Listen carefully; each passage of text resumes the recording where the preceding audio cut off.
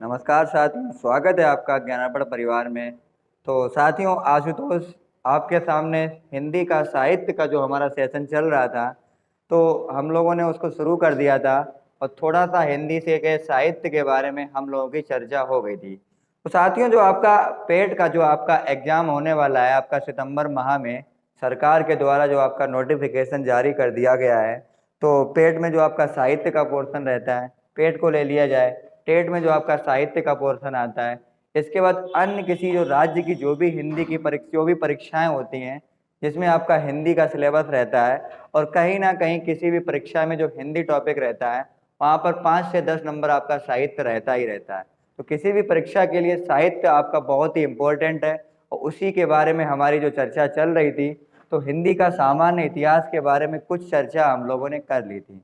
तो हम लोगों ने जान लिया था, हिंदी के इतिहास के बारे में जान लिया था कि हिंदी का इतिहास सर्वप्रथम किस विद्वान द्वारा लिखा गया। तो हिंदी का इतिहास सर्वप्रथम फ्रेंच कवि गारसा दा तासी द्वारा लिखा गया। इसके बाद हिंदी का इतिहास शिव सिंह सेंगर जी भी ने लिखा।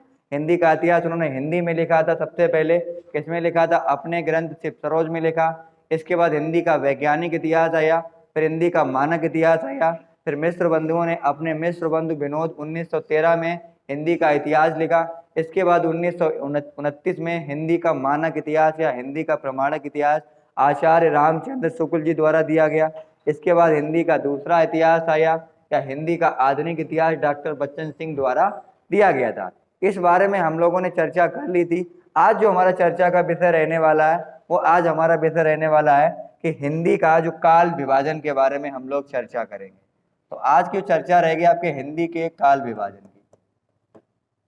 हिंदी के काल विभाजन। तो हिंदी के काल विभाजन पर आज हम लोग चर्चा करेंगे। तो बात आती है कि हिंदी का काल विभाजन। तो हिंदी का काल विभाजन सर्वप्रथम तो विद्वान थे वो जॉर्ज ग्रियर्सन द्वारा हिंदी का काल विभाजन सर्वप्रथम किया गया। इनके ग्रंथ का नाम था the modern literature of Hindustan.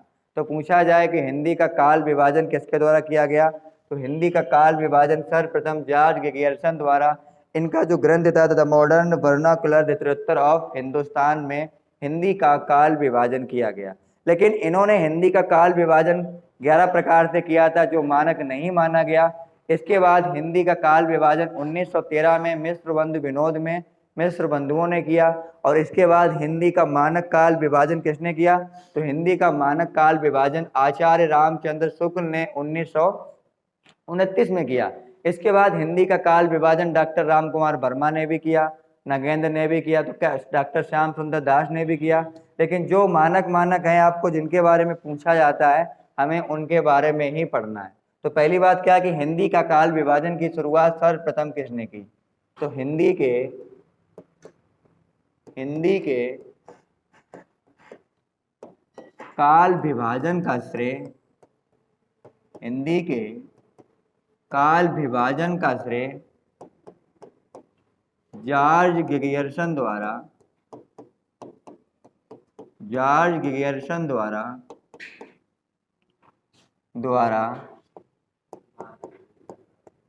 इनके ग्रंथ the modern vernacular,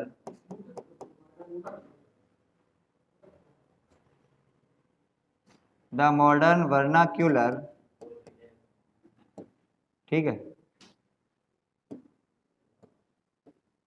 the modern vernacular literature of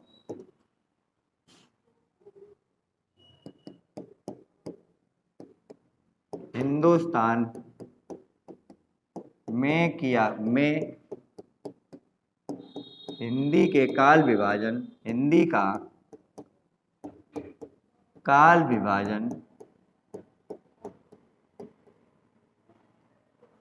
11 भागों में किया, 11 भागों में किया। तो पूछा जाए कि हिंदी का काल विभाजन सर्वप्रथम किसने किया, तो हिंदी का काल विभाजन सर्वप्रथम किया गया एक विद्वान थे। कौन थे? जॉर्ज ग्रियर्सन ने अपने ग्रंथ the modern vernacular literature of Hindustan में हिंदी का काल विभाजन किया गया। कितने भागों में किया गया? तो 11 भागों में किया गया। किसने किया? जॉर्ज ग्रियर्सन ने अपने ग्रंथ the modern vernacular literature of Hindi में, लिटरेचर ऑफ हिंदुस्तान में हिंदी के काल विभाजन कितने में किया? तो 11 में किया। इसके बाद देखते हैं कि हिंदी का काल विभाजन किसने किया। साथियों, यदि आप इसका स्क्रीनशॉट लेना चाहें तो आप लोग ले सकते हैं। उम्मीद करता हूं कि आपने स्क्रीनशॉट ले लिया होगा। आगे की बात हम लोग करते हैं कि 1913 में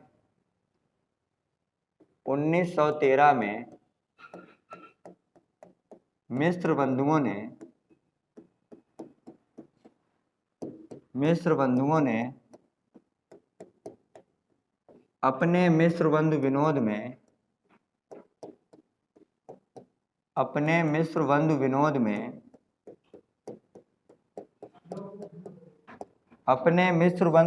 में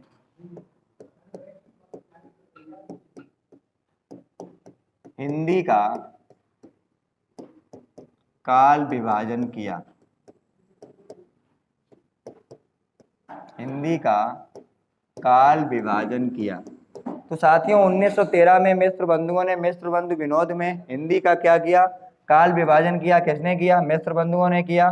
पूछा जाता है कि मिस्र बंधु में आते कौन कौन है? तो मिस्र बंधु में कौन कौन आते हैं? गणेश बिहारी मिश्र, श्याम बिहारी मिश्र, सुखदेव बिहारी मिश्र। ये 3 लोग कौन है? मिस्र बंधुओं में है। कब किया गया? तो 1913 में किया गया। इनके ग्रंथ का नाम क्या है? तो मिस्र बंधु विनोद नाम है। अब बात आती है कि कितने भागों में विभाजित किया। तो सबसे पहला जो भाग था उसका नाम था प्रारंभिक काल। प्रारंभिक काल, या इसी को बोला गया आरंभिक काल। आरंभिक काल, इसका जो आपका टाइम पीरियड था वो 700 से लेकर 1444 विक्रम संवत।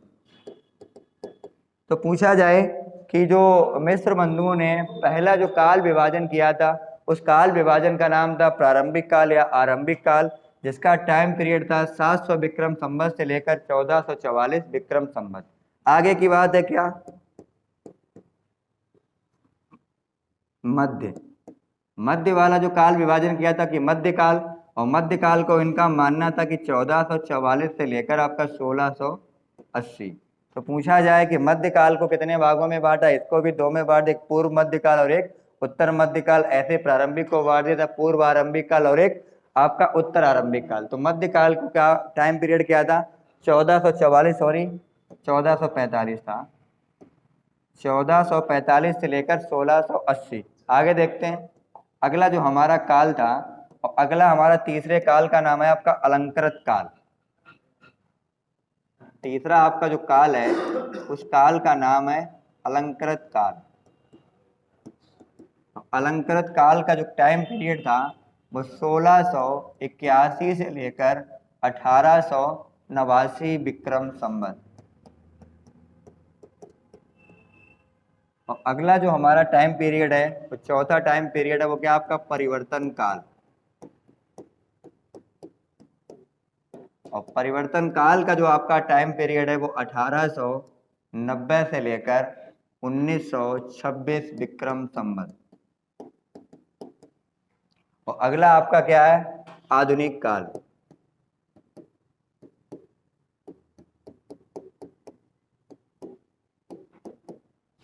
आधुनिक काल का टाइम पीरियड माना गया 1926 विक्रम संवत से अब तक।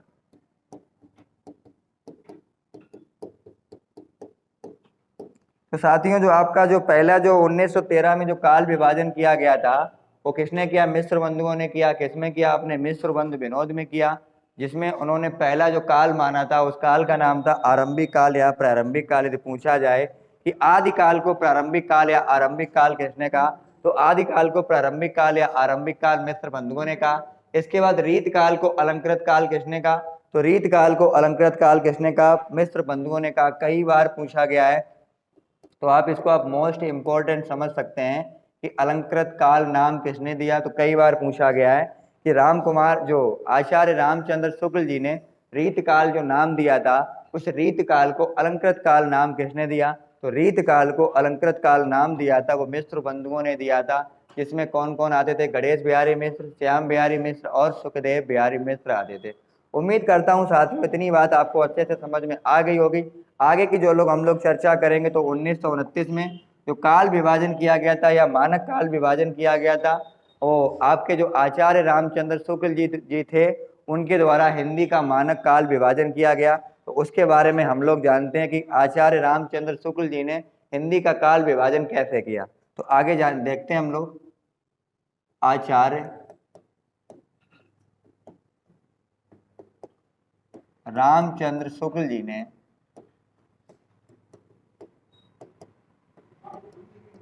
शुक्ल जी ने 1929 ईस्वी में हिंदी का काल विभाजन किया। हिंदी का काल विभाजन किया। हिंदी का काल विभाजन किया। अब देखते हैं आचार्य रामचंद्र शुक्ल जी ने आपका जो हिंदी का काल विभाजन किया था किन किन भागों में किया। तो पहला जो आपका था जिसे बोला गया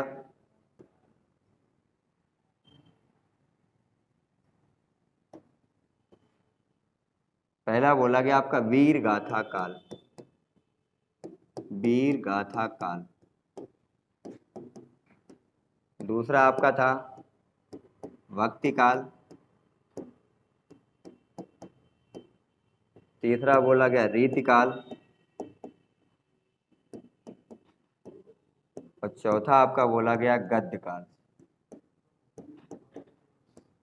इसका जो आपका टाइम था 1075 से लेकर 1050 से लेकर 1375 विक्रम संवत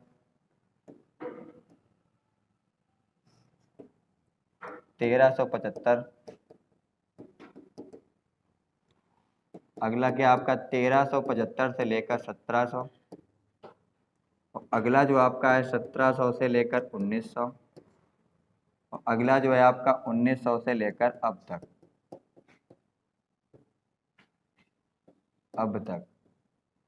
और गद्य काल को ही आधुनिक काल बोला गया।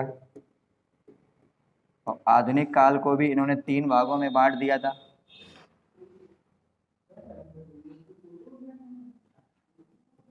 प्रथम, द्वितीय और तृतीय में। प्रथम में माना गया 1925 से लेकर 1950 और 1950 से लेकर 1975 और 1975 से लेकर जो चल रहा आपका वो बांटा गया आपका तृतीय में बांटा गया। तो पूछा जाए कि जो हिंदी का जो काल विभाजन आचार्य रामचंद्र शुक्ल द्वारा किया गया था वो कितने भागों में किया गया? 4 भागों में किया गया। वीर गाथा काल, भक्ति काल, इसके बाद आपका रीति काल, इसके बाद गद्य काल और इसी काल का नाम क्या दिया गया? आधुनिक काल। वीर गाथा काल का टाइम पीरियड 1050 से लेकर 1375। अगला आपका क्या? भक्ति काल। भक्ति काल का टाइम पीरियड 1375 से लेकर 1700। अगला आपका क्या? रीति काल। रीति काल का टाइम पीरियड 1700 से लेकर 1900। इसके बाद आपका टाइम पीरियड क्या है? गद्य काल। और गद्य काल का टाइम पीरियड माना गया 1900 से लेकर अब तक। और इसको 3 प्रतिवेदनों में बांट दिया गया था, प्रथम, द्वितीय और तृतीय में। इसके बाद बात आती है कि डॉक्टर राम कुमार वर्मा ने भी हिंदी का काल विभाजन किया।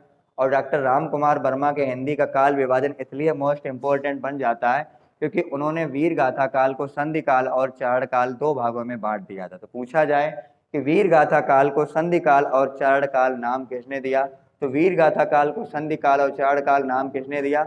डॉक्टर राम कुमार वर्मा ने दिया। तो साथियों आपको ध्यान रखना पड़ेगा कि संधि काल और चारण काल की बात किसने की? तो संधि काल और चारण काल की बात राम कुमार वर्मा जी ने की। और बात आती है कि सबसे पहले आदि काल को चारण काल नाम किसने दिया? तो आदि काल को चारण काल नाम सबसे पहले दिया जॉर्ज गिगेर्सन ने दिया। किसने दिया?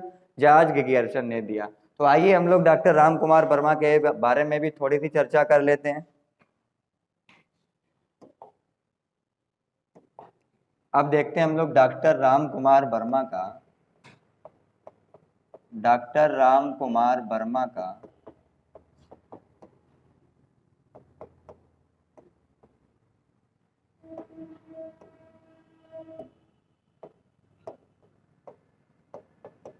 काल विभाजन।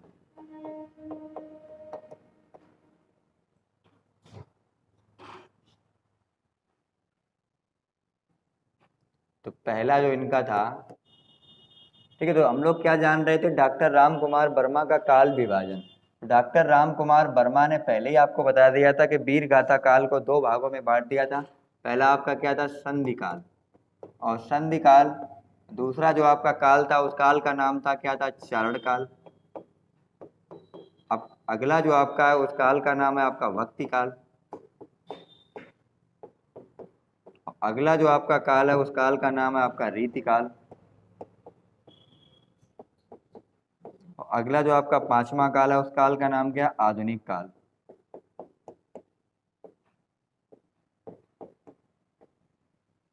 तो संधि काल का जो टाइम पीरियड माना था, वो 1700 विक्रम संवत से लेकर आपका 1000 विक्रम संवत।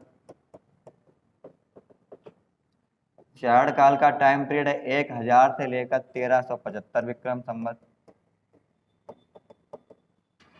भक्ति काल का आपका टाइम पीरियड है 1375 से लेकर 1700 विक्रम संवत। रीति काल का टाइम पीरियड है 1700 विक्रम संवत से लेकर 1900 विक्रम संवत।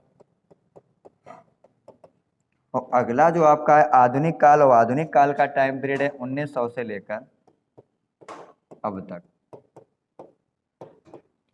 तो उम्मीद करता हूं साथियों, यह काल विभाजन आपको अच्छे से समझ में आया होगा कि डॉक्टर राम कुमार वर्मा ने जो हिंदी का काल विभाजन किया था, उसमें हिंदी के काल विभाजन में जो आचार्य रामचंद्र शुक्ल जी का जो वीर गाथा काल दिया गया था, उस वीर गाथा काल को दो भागों में बांट दिया था, एक संधि काल और एक चारण काल में बांट दिया था।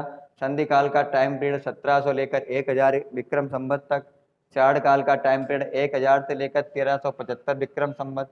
वक्ति काल का टाइम पीरियड 1375 से लेकर 1700 विक्रम संवत। इसके बाद आपका रीति काल का जो टाइम पीरियड होता है, वो 1700 विक्रम संवत से लेकर 1900 विक्रम संवत। आधुनिक काल का जो टाइम पीरियड है, वो 1900 विक्रम संवत से लेकर अब तक जो आपका चल रहा है, वो क्या कहलाएगा, आपका आधुनिक काल चल रहा है आपका। किसके अनुसार, डॉक्टर राम कुमार वर्मा के अनुसार। अब आगे की थोड़ी सी हम लोग जानकारी ये कर लें कि आदिकाल को किसने क्या क्या कहा। तो देखते हैं साथियों, अगला जो हमारा बनेगा कि आदिकाल को किसने क्या क्या नाम दिया।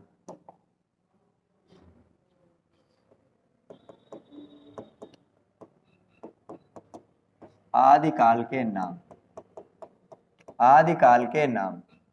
तो आदिकाल को सबसे पहले बात आती है चारण काल, कि चारण काल नाम किसने दिया।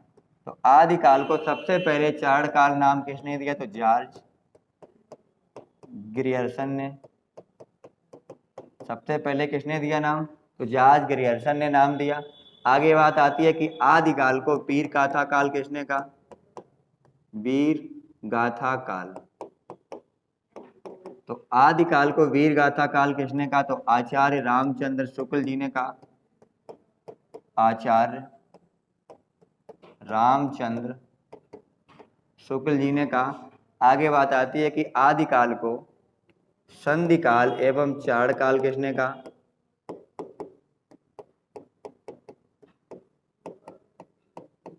संधि काल एवं चारण काल किसने कहा। तो आदिकाल को संधि काल एवं चारण काल किसने कहा, तो आदिकाल को संधि काल एवं चारण काल डॉक्टर राम कुमार वर्मा ने कहा। डॉक्टर राम कुमार किसने कहा, वर्मा जी ने कहा। इसके बाद आती है कि आदिकाल को बीज बपन काल किसने कहा, तो आदिकाल को बीज बपन काल का महावीर प्रसाद द्विवेदी ने कहा।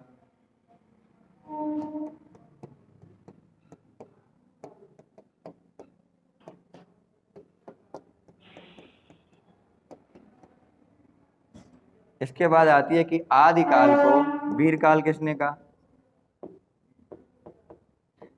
आदिकाल को वीर काल किसने कहा, तो आदिकाल को वीर काल का पंडित विश्वनाथ ने। तो आदिकाल को चारण काल किसने कहा, जॉर्ज ग्रियर्सन ने कहा। आदिकाल को वीर गाथा काल किसने कहा, आचार्य रामचंद्र शुक्ल जी ने कहा। संधि काल एवं चारण काल किसने कहा, डॉक्टर राम कुमार वर्मा ने कहा। इसके बाद बीज बपन काल किसने कहा, महावीर प्रसाद द्विवेदी ने कहा। वीर काल किसने कहा, पंडित विश्वनाथ जी ने कहा। इसके बाद आता है कि आदिकाल को सिद्ध सामंत काल किसने कहा? तो आदिकाल को सिद्ध सामंत काल राहुल शंकरत्यायन जी ने कहा। सिद्ध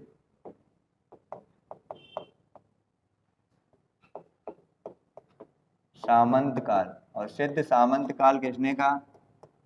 राहुल शंकरत्यायन ने आदिकाल को सिद्ध सामंत काल कहा। अगली बात आती है कि आदिकाल को प्रारंभिक या आरंभिक काल किसने कहा?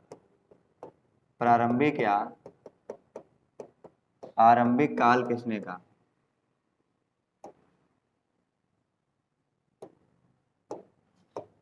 तो ये आपका कहा मिश्र बंधुओं ने कहा। तो आदिकाल को प्रारंभिक या आरंभिक काल किसने कहा? तो आदिकाल को प्रारंभिक या आरंभिक काल किसने कहा? मिश्र बंधुओं ने कहा। तो ये बात हम लोगों ने जान ली कि आदिकाल को किसने कहा, क्या कहा? वीर गाथा काल। आपका कई बार पूछा गया कि आदिकाल को वीर गाथा काल किसने कहा? तो आदिकाल को वीर गाथा काल किसने कहा? आपके आचार्य रामचंद्र शुक्ल जी ने कहा। आदिकाल को वीर काल किसने कहा? तो आदिकाल को वीर काल पंडित विश्वनाथ जी ने कहा। इसके बाद आदिकाल को संधि काल एवं चाड़ काल किसने कहा? तो आदिकाल को संधि एवं चाड़ काल किसने कहा? राहुल शंकरत्यायन जी ने कहा। आदिकाल को बीज वपन काल किसने कहा? तो महावीर प्रसाद द्विवेदी जी ने आदिकाल को बीज वपन काल कहा। आदिकाल को चाड़ काल किसने कहा? तो जॉर्ज गिगर्सन जी ने कहा। आदिकाल को प्रारंभिक एवं आरंभिक काल किसने कहा? तो किसने कहा? मिश्र बंधुओं जी ने आदिकाल को प्रारंभिक काल एवं आरंभिक काल का। तो उम्मीद करता हूं साथियों ए वाले पॉइंट अभी तक आपको बहुत अच्छे से समझ में आए होंगे। तो अब हमारा कहाँ तक चर्चा होगी? एक तो हिंदी के सामान्य इतिहास के बारे में चर्चा होगी कि हिंदी का इतिहास किसने किसने लिखा, और बात हमारी कहाँ तक होगी कि हिंदी का जो काल विभाजन किया किसने किसने किया और किसने क्या क्या कहा। ठीक है, अब आगे की जो बात है कि हिंदी को हमारे संविधान सभा में कब लाया गया, उत्तर प्रदेश द्वारा हिंदी को कब अपनाया गया, हिंदी किस भाषा परिवार की भाषा है, हिंदी में कितने आपके अपभ्रंश हैं, इनके बारे में हम लोग आगे चर्चा करेंगे। और आगे की जो हमारी चर्चा होगी वो साथियों देखते हैं कि हिंदी को संविधान सभा में कब स्थान दिया गया। तो अगला जो हमारा पॉइंट है, अगला पॉइंट है हिंदी को 14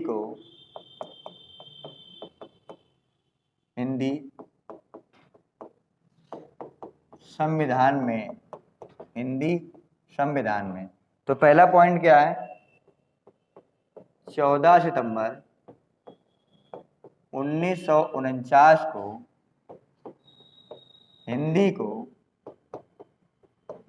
हिंदी को हमारी संविधान सभा द्वारा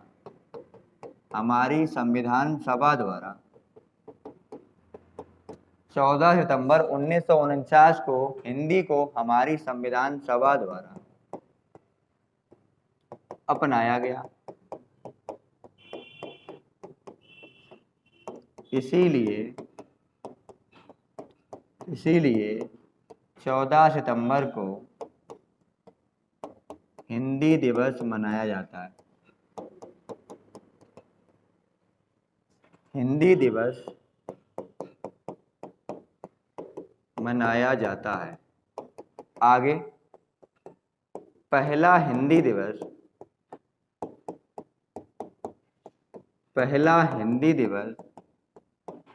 14 सितंबर 1953 को मनाया गया।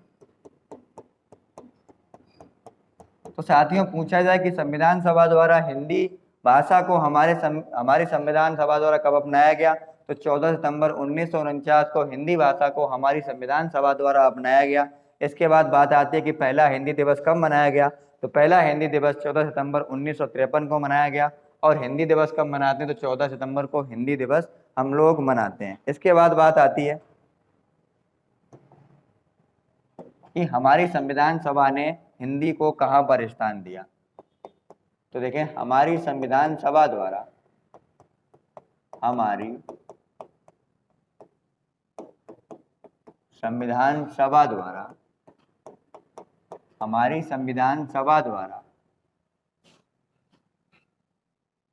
हिंदी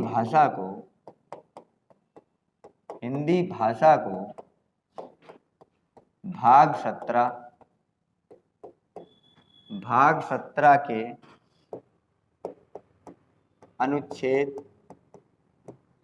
343 से लेकर 351 तक वर्णित किया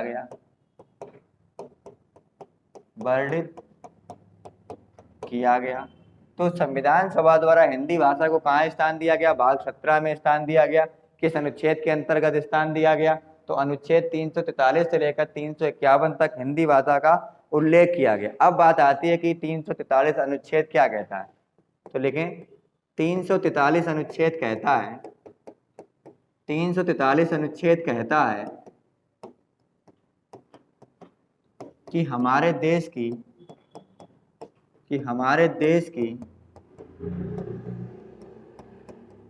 राजभाषा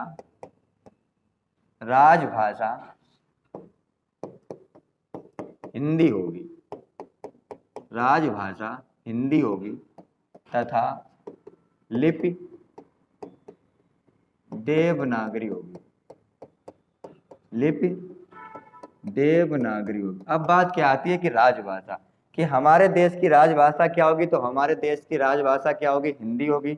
ठीक है, राजभाषा का मतलब क्या? राजकाज की भाषा। क्या मतलब? राजकाज की भाषा, कि जो भी आपका लिखा पढ़ा जाएगा वो सब किस में किया जाएगा? वो आपका हिंदी में किया जाएगा, राजकाज की भाषा। और राष्ट्रभाषा क्या होती है? कि जिस पर समस्त राष्ट्र का एकाधिकार होता है, मतलब जहाँ पर हर व्यक्ति के द्वारा एक ही भाषा बोली जाए, उस भाषा को कहते हैं राष्ट्रभाषा। और हमारे भारत देश की कोई भी राष्ट्रभाषा नहीं है, क्योंकि आप तमिल में जाएंगे तो वहाँ पर कोई भाषा बोली जाती है, आप उड़ीसा में जाएंगे वहाँ पर दूसरी भाषा बोली जाएगी, आप केरल में जाएंगे यहाँ पर दूसरी भाषा बोली जाएगी, क्योंकि सिर्फ भारत देश में 9 राज्य ऐसे हैं जो हिंदी बोली जाती है और हिंदी लिखी जाती है, और 2 केंद्र शासित प्रदेश ऐसे हैं जो हिंदी को स्थान देते हैं। इसके बाद कोई भी राज्य ऐसा नहीं है जहाँ पर हिंदी बोली या लिखी जाती है। तो साथियों, कह सकते हैं कि हिंदी हमारे देश की राष्ट्रभाषा ना होकर कौन सी भाषा है? राजभाषा। राजभाषा का मतलब राजकाज की भाषा क्या कहलाती है? राजभाषा कहलाती है। और राष्ट्रभाषा उसे कहते हैं जिस पर समस्त राष्ट्र का एकाधिकार होता है, प्रत्येक राष्ट्र के व्यक्ति के द्वारा हिंदी भाषा बोली जाएगी, तो वो भाषा क्या बन जाएगी? आपकी राष्ट्रभाषा बन जाएगी।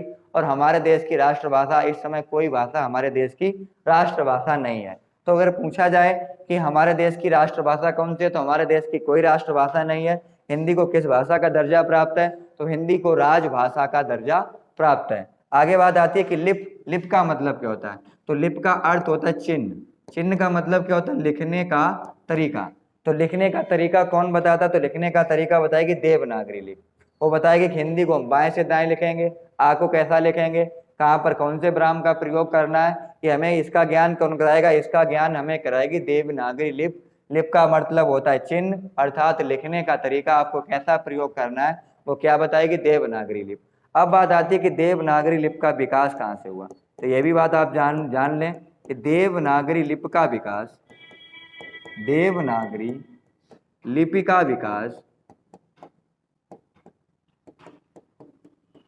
ब्राह्मी लिपि से हुआ।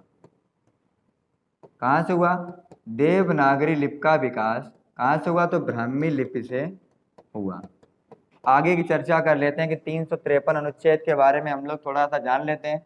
इसके बाद जो हमारी आगे की चर्चा रहेगी वो हमारी आगे की चर्चा आपके साथ अगली क्लास में होगी। तो लगातार साथियों आप लोग ज्ञानार्पण परिवार के साथ जुड़े रहें, और ज्ञानार्पण परिवार आपको लगातार आपको सफलता की ऊंचाइयों पर लेकर जाएगा। आप ऐसे ही भरोसा लगातार आप हम लोग हमारे साथ बनाए रखें। इसके बाद साथियों देखें अनुच्छेद 353 क्या कहता है। तो अनुच्छेद 353 कहता है संघ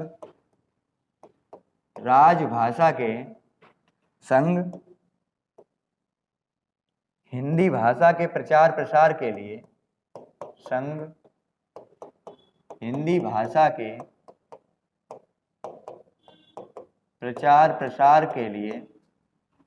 हिंदी भाषा के प्रचार प्रसार के लिए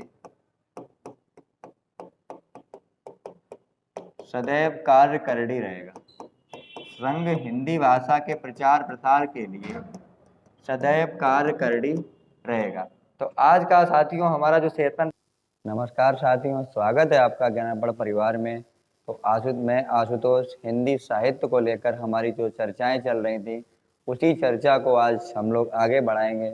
तो बात करते हैं, हमारा जो बात हो गई थी वो हमारी बात आपको संविधान को लेकर हो गई थी कि हिंदी को संविधान सभा द्वारा कब अपनाया गया।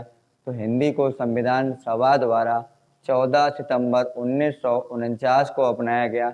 इसके बाद हिंदी को हमारी संविधान सभा ने संविधान के भाग 17 के अनुच्छेद 343 से लेकर 351 तक स्थान दिया। 343 में जो था आपका, वो अनुच्छेद 343 ये कहता है कि जो हमारे देश की जो राजभाषा होगी वो क्या होगी, हिंदी होगी, और लिपि क्या होगी, देवनागरी होगी। इसके बाद बात हमारी हो गई थी जो देवनागरी लिपि का जन्म कहाँ से हुआ। तो देवनागरी लिपि का जो जन्म हुआ था वो आपकी ब्राह्मी लिपि से हुआ था। इसके बाद थोड़ी सी बात हमारी हो गई थी कि अनुच्छेद 351 क्या कहता है। तो अनुच्छेद 351 कहता है कि जो संघ है वो हिंदी भाषा के प्रचार प्रसार के लिए सदैव कार्य करती रहेगा। ठीक है, इसके बाद जो बात करते हैं आगे की, जो हम लोग बात करेंगे कि हिंदी किस परिवार की भाषा है। तो हिंदी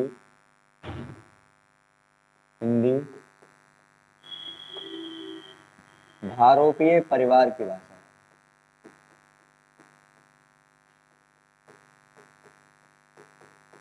हिंदी भारोपीय परिवार की भाषा है। यदि पूछा जाए कि हिंदी किस परिवार की भाषा है, तो हिंदी भारोपीय परिवार की भाषा है। आगे की बात करते हैं हम लोग। भारत में मुख्यतः 4 भाषा परिवार हैं। भारत में मुख्यतः 4 भाषा परिवार हैं। पूछा जाए कि भारत में कितने भाषा परिवार हैं, और अभी आपके यूपीएसआई में यही क्वेश्चन आया था कि भारत में कितने भाषा परिवार हैं। तो हमारे देश में 4 भाषा परिवार मुख्य रूप से कौन कौन सा। पहला जो आपका है वो आपका भारोपीय भाषा परिवार है।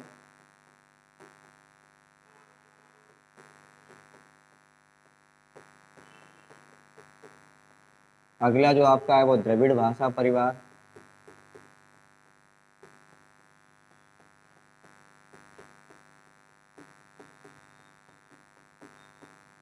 और तीसरा जो आपका है वो आपका चीनी तिब्बत भाषा परिवार।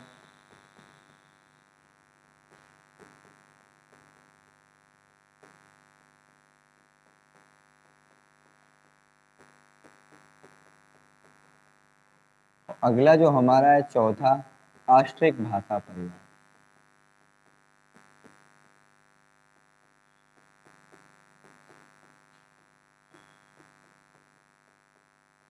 यदि पूछा जाए कि भारत में कितने भाषा परिवार हैं, तो भारत में 4 भाषा परिवार हैं। भारोपीय भाषा परिवार, द्रविड़ भाषा परिवार, चीनी तिब्बत भाषा परिवार, ऑस्ट्रिक भाषा परिवार। उम्मीद करता हूँ साथियों आपको भाषा परिवार के बारे में आपको समझ में आ गया होगा। आगे की चर्चा हम लोग करते हैं। आगे की चर्चा करते हैं कि हिंदी भाषा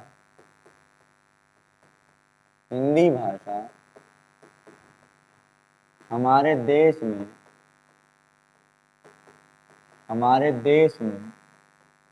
9 राज्य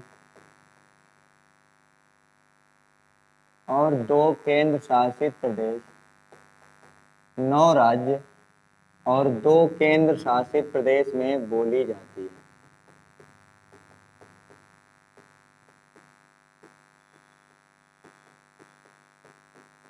प्रदेश में बोली जाती है। तो पूछा जाए कि हिंदी भाषा हमारे देश के कितने राज्यों में बोली जाती है, तो हिंदी भाषा हमारे देश के 9 राज्य और 2 केंद्र शासित प्रदेश में बोली जाती है। देखते हैं कौन कौन से वो 9 राज्य हैं।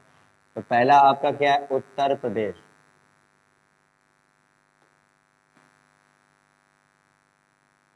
पहला जो आपका है वो नाम क्या है, उत्तर प्रदेश। और उत्तर प्रदेश से जो आपका राज्य अलग हुआ था उसका नाम क्या है, उत्तराखंड। तो जब उत्तर प्रदेश में हिंदी भाषा बोली जाती है तो उत्तर प्रदेश से जो हिस्सा अलग हुआ उसमें भी हिंदी भाषा बोली जाती होगी। अगला जो आपका राज्य है उस राज्य का नाम है बिहार। और बिहार में क्या बोली जाती है, हिंदी बोली जाती है। और बिहार से जो आपका अलग हुआ था उसका नाम क्या था, झारखंड। तो जब बिहार में हिंदी बोली जाएगी तो झारखंड में भी क्या बोली जाएगी, हिंदी बोली जाएगी। इसके बाद जो आपका अगला राज्य है वो मध्य प्रदेश राज्य है। मध्य प्रदेश में क्या बोली जाती है, हिंदी बोली जाती है। और जब मध्य प्रदेश में हिंदी बोली जाएगी तो इससे एक अलग हुआ था छत्तीसगढ़। तो छत्तीसगढ़ में भी क्या बोली जाएगी? हिंदी बोली जाएगी। इसके बाद 3 राज्य और हैं, तो 3 राज्य का नाम, एक राज्य आपका हो गया राजस्थान, एक आपका हो गया हरियाणा, और अगला आपका राज्य हो गया हिमाचल प्रदेश।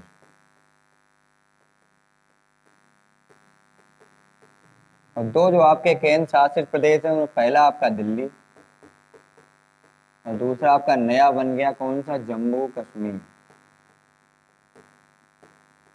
और जम्मू कश्मीर देश का ऐसा राज्य है जिसने अपने यहाँ 5 कार्यकारी भाषाओं को स्थान दिया। हिंदी को स्थान दिया, उर्दू को स्थान दिया, अंग्रेजी को स्थान दिया, कश्मीरी को स्थान दिया और डोंगरी भाषा को स्थान दिया। तो पूछा जाए कि हमारे देश में कितने राज्यों में हिंदी भाषा बोली जाती है, तो हमारे देश के 9 राज्य और 2 केंद्र शासित प्रदेश में हिंदी भाषा बोली जाती है। 9 राज्य कौन कौन सा? पहला आपका उत्तर प्रदेश, उत्तर प्रदेश से अलग क्या हुआ? उत्तराखंड। दूसरा क्या? बिहार, और बिहार से क्या अलग हुआ? आपका झारखंड। अगला जो आपका राज्य है मध्य प्रदेश, और मध्य प्रदेश से अलग क्या हुआ? छत्तीसगढ़। अगला राज्य आपका राजस्थान, हरियाणा और हिमाचल प्रदेश। और 2 केंद्र शासित प्रदेश कौन कौन से? दिल्ली और जम्मू कश्मीर। और जम्मू कश्मीर राज्य जो केंद्र शासित प्रदेश आपका ऐसा केंद्र शासित प्रदेश है जिसने 5 अपनी कार्यकारी भाषाओं को स्थान दिया, जिसमें उर्दू हो गई, हिंदी हो गई, अंग्रेजी हो गई, कश्मीरी और डोंगरी हो गई। आगे की बात जो हम लोग चर्चा करते हैं कि उत्तर प्रदेश द्वारा हिंदी भाषा को कब अपनाया गया, तो देखते हैं। अगली जो हमारी बात है वो हिंदी भाषा को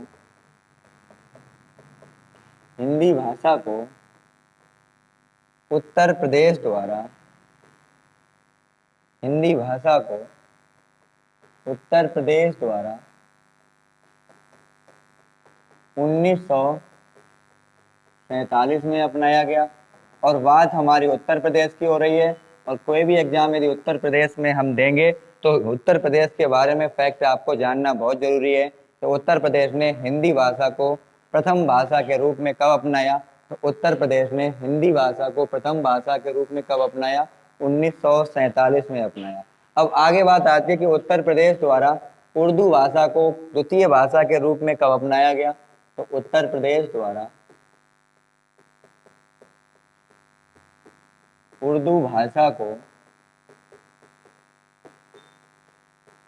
द्वितीय भाषा के रूप में 1989 में अपनाया गया। 1989 में अपनाया गया। तो पूछा जाए कि उत्तर प्रदेश द्वारा उर्दू भाषा को द्वितीय भाषा के रूप में कब अपनाया गया? तो उत्तर प्रदेश द्वारा उर्दू भाषा को द्वितीय भाषा के रूप में सन 1989 में अपनाया गया। इसके बाद बात आती है कि भारत में हिंदी की शुरुआत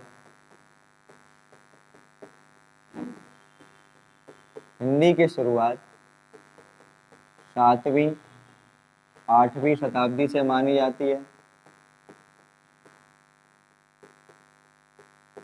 7वीं 8वीं शताब्दी से मानी जाती है।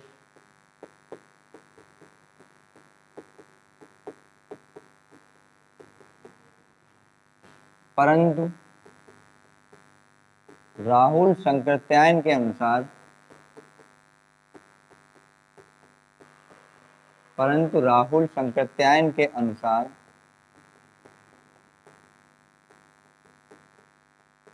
भारत में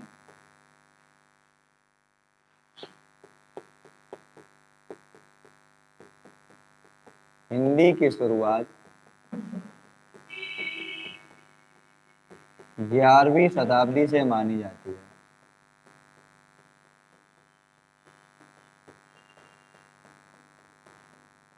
11वीं शताब्दी से मानी जाती है। पूछा जाए कि भारत में हिंदी की शुरुआत कब से मानी जाती है, तो भारत में हिंदी की शुरुआत 7वीं 8वीं शताब्दी से मानी जाती है। और पंडित राहुल शंकरत्यायन के अनुसार भारत में हिंदी की शुरुआत 11वीं शताब्दी से मानी जाती है। उम्मीद करता हूँ साथियों ये वाले पॉइंट आपको अच्छे से समझ में आए होंगे। आगे जो हम लोग बात करते हैं भाषा अधिनियम की बात, तो देखते हैं।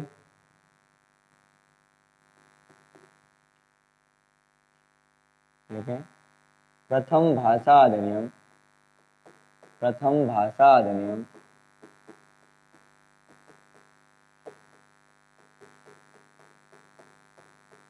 1963 में आया। प्रथम भाषा अधिनियम 1963 में। तो पूछा जाए कि भारत का पहला भाषा अधिनियम कब आया, तो भारत का पहला भाषा अधिनियम 1963 में आया। आगे की बात हम लोग साथियों करते हैं अपभ्रंश के बारे में बात। तो अपभ्रंश जो आपको देखने को मिला, तो सबसे पहले जो अपभ्रंश देखने को मिला था वो भरत मुनि के नाट्य शास्त्र में अपभ्रंश का वर्णन किया गया। तो बात करते हैं सबसे पहले अपभ्रंश की बात। हमारे देश में कुल अपभ्रंशों की संख्या, कुल अपभ्रंशों की संख्या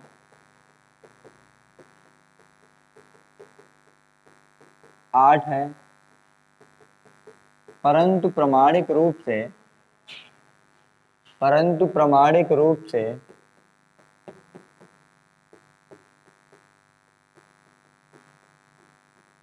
7 अपभ्रंश ही प्राप्त हैं।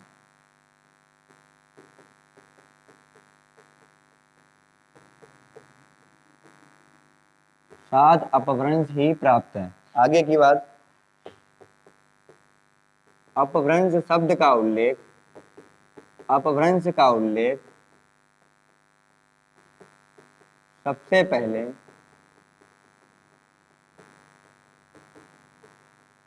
भरत मुनि के, सबसे पहले भरत मुनि के नाट्य शास्त्र में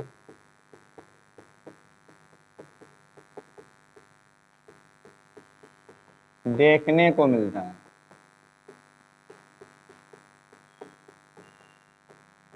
भरत मुनि के नाट्य शास्त्र में देखने को मिलता है। अब आइए देखते हैं कि वो जो आपके अपभ्रंश हैं कौन कौन से हैं। तो पहला आपका जो अपभ्रंश है सौरसेनी अपभ्रंश है।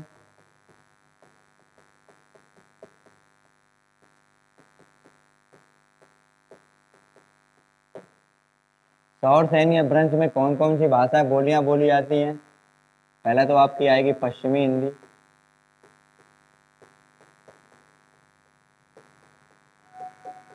और दूसरी जो आपकी बोली जाती है वो आपकी राजस्थानी हिंदी बोली जाती है।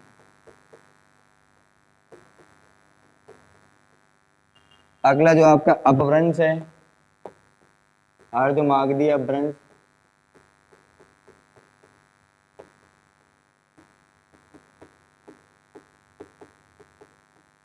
अर्धमागधी अपभ्रंश में आपकी बोली जाती है पूर्वी हिंदी।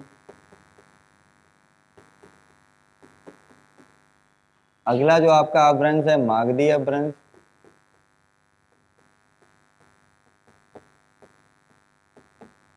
मागधी अपभ्रंश में जो आपकी बोली आती है बिहारी हिंदी बोली जाती है।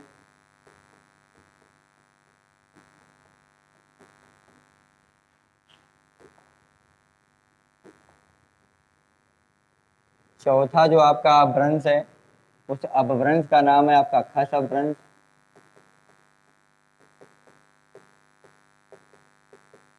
और खस अपभ्रंश में आपकी बोली आती है पहाड़ी हिंदी।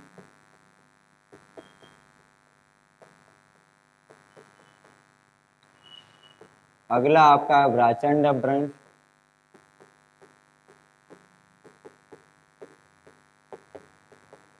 इसमें आपकी बोली आती है सिंधी। अगला आपका महाराष्ट्रीय अपभ्रंश।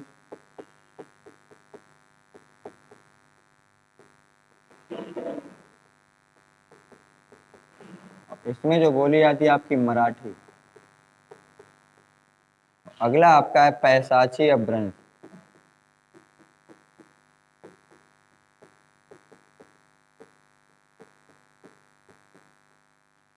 इसमें जो आपकी बोली आती है लहदा और पंजाबी।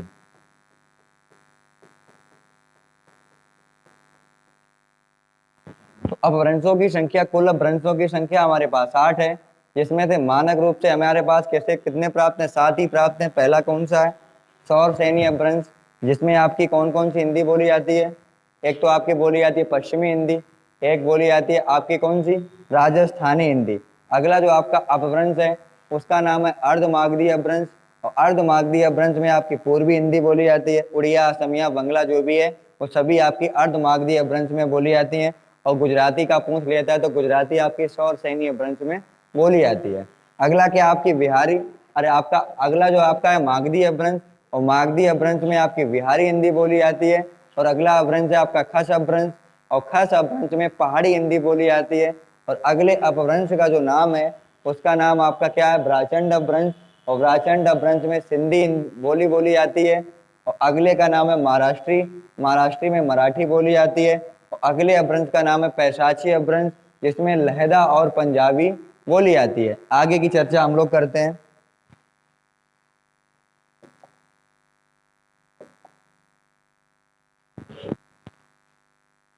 आगे की चर्चा करते हैं कि भारत में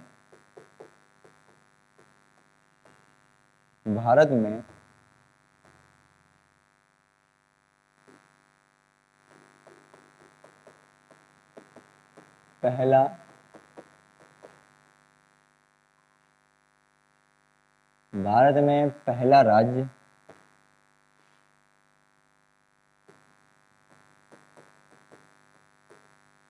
उत्तराखंड है।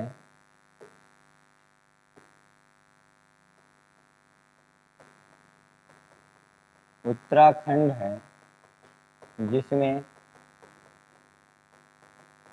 संस्कृत भाषा को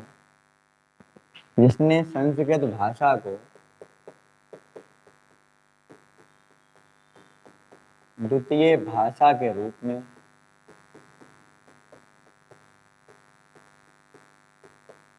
स्थान दिया, द्वितीय भाषा के रूप में स्थान दिया। आगे भारत में प्रथम भाषा आयोग का गठन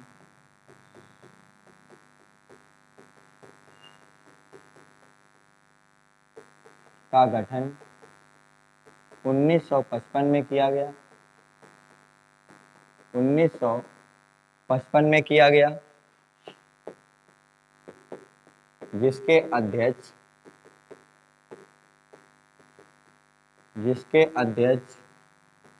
बीजी खेर जी थे, जो महाराष्ट्र के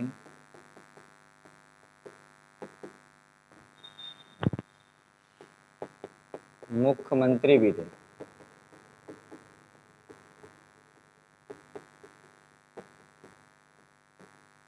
महाराष्ट्र के मुख्यमंत्री भी थे।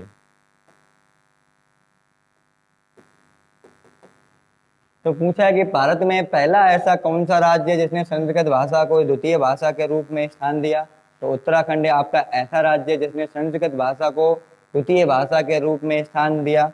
और भारत में प्रथम भाषा आयोग का गठन कब किया गया, तो 1955 में किया गया, जिसके अध्यक्ष कौन थे, बीजी खेर थे। इसके बाद बात आती है आपकी 1963 में भाषा अधिनियम आया था, और एक 1968 में एक फरमान जारी किया गया था, जिसमें उत्तर प्रदेश द्वारा यह फरमान जारी किया गया था कि जितने भी सरकारी कामकाज होंगे वो किसमें होंगे, सभी सरकारी ऑफिसों में या दफ्तरों में हिंदी भाषा में कामकाज होंगे। तो यही भी एक पॉइंट हम लोग लिख लेते हैं या देख लेते हैं। 1968 में उत्तर प्रदेश सरकार द्वारा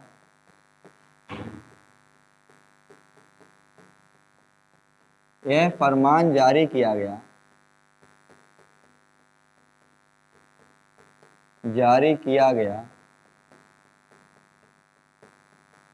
कि सभी सरकारी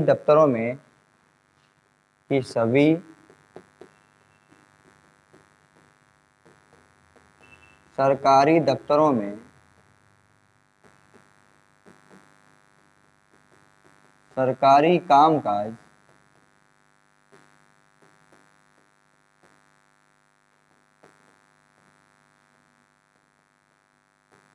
हिंदी भाषा में होगा।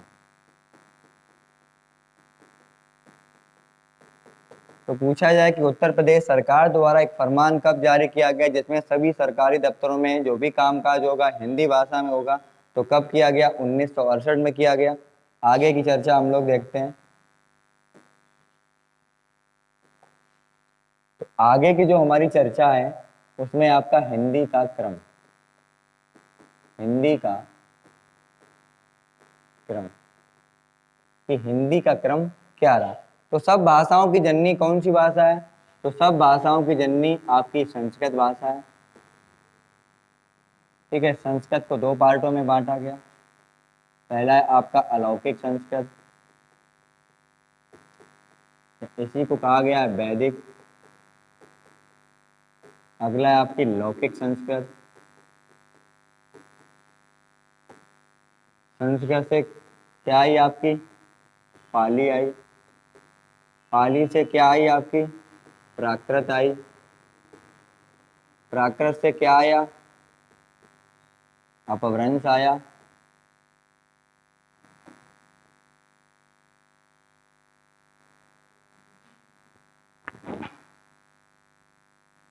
प्राकृत से क्या आया आपका?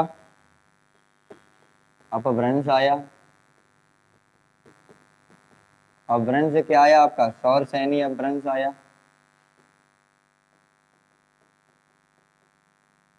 सौर सैनी अपभ्रंश से क्या आई आपकी? हिंदी आई।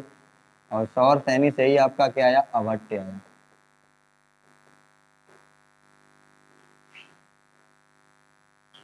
हिंदी को भी दो पार्टों में बांटा गया, एक प्राचीन हिंदी और एक आधुनिक हिंदी।